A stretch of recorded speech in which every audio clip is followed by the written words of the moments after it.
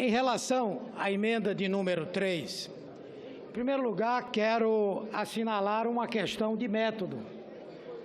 Nós fizemos um entendimento que envolveu o presidente dessa casa, os líderes partidários, no sentido de que nós apoiaríamos a emenda de autoria do deputado José Mendonça, do DEM da Câmara dos Deputados, desde que houvesse a inclusão da União como também beneficiária da decisão de que nem a lei, nem decisão de qualquer tipo poderá obrigar os entes federados a assumirem responsabilidades e obrigações para as quais não haja recursos orçamentários, para as quais não haja o devido custeio ou recurso para a realização do investimento.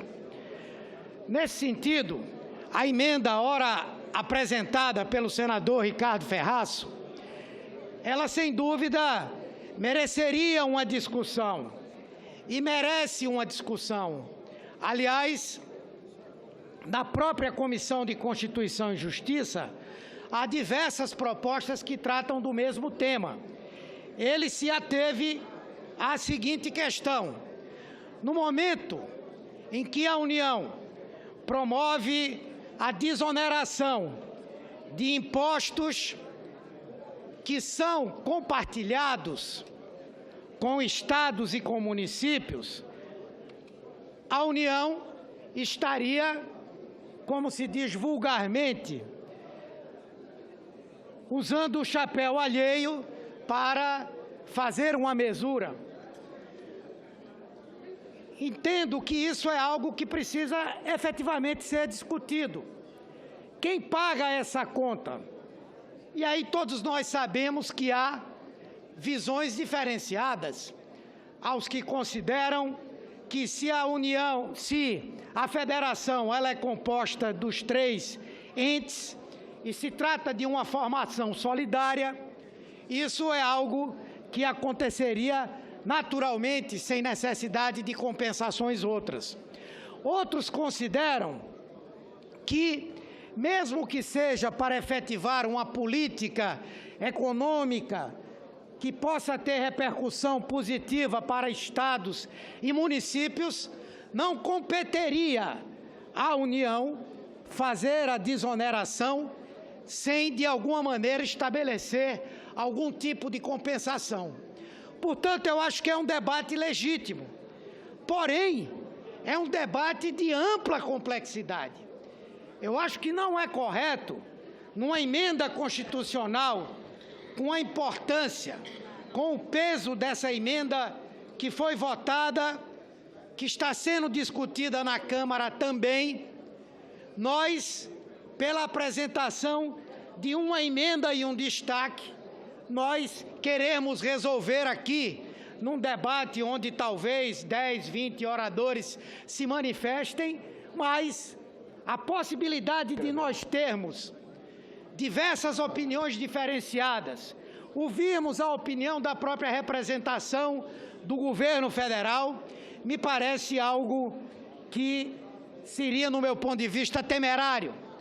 Por isso, a minha posição é de rejeitar essa emenda, esse destaque, e sugerir, senhor presidente, que o presidente da Comissão de Constituição e Justiça organize um debate sobre essa temática.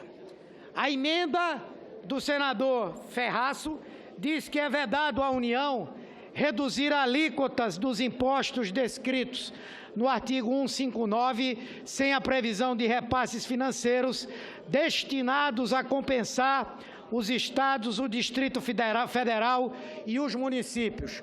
Portanto, meu parecer é contrário, senhor presidente. Quanto à emenda de número 4, de autoria do senador Cristóvão Buarque, e que diz o seguinte: o disposto no parágrafo 6º aplica-se ao disposto no inciso 5º do artigo 7º, e aos demais pisos salariais cuja competência de definição foi delegada à União, excluindo-se o piso salarial profissional nacional para os profissionais do magistério público. Senhor presidente, essa emenda, ela vem com o objetivo de tentar clarificar algo que está obscuro para muitos dos senadores e das senadoras.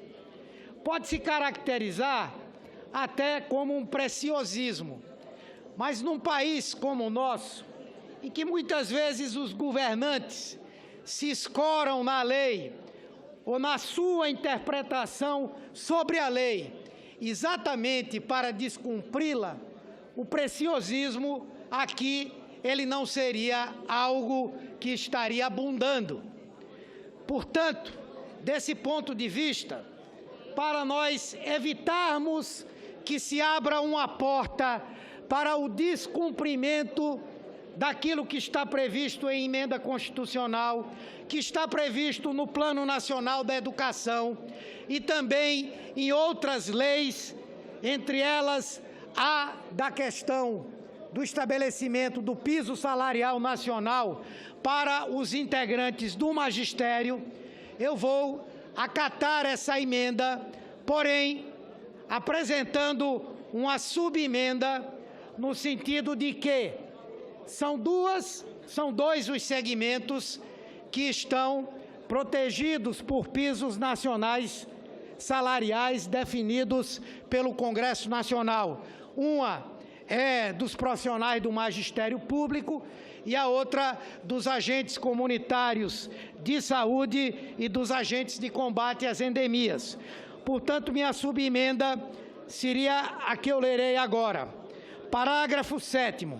O disposto no parágrafo 6º aplica-se ao disposto no inciso 5º do artigo 7º e aos demais pisos salariais cuja competência de definição foi delegada à União, excluindo-se o piso salarial profissional nacional para os profissionais do magistério público, agentes comunitários de saúde e dos agentes de combate às endemias. Quero dizer que vejo argumentos factíveis tanto entre os que defendem esse ponto de vista, como os que acham, como o líder do governo no Congresso, o senador Pimentel, o próprio líder do PMDB, o senador Eunício Oliveira, de que essa preocupação estaria contemplada. Mas como é uma matéria que vai tramitar ainda na Câmara dos Deputados, provavelmente voltará aqui para o Senado.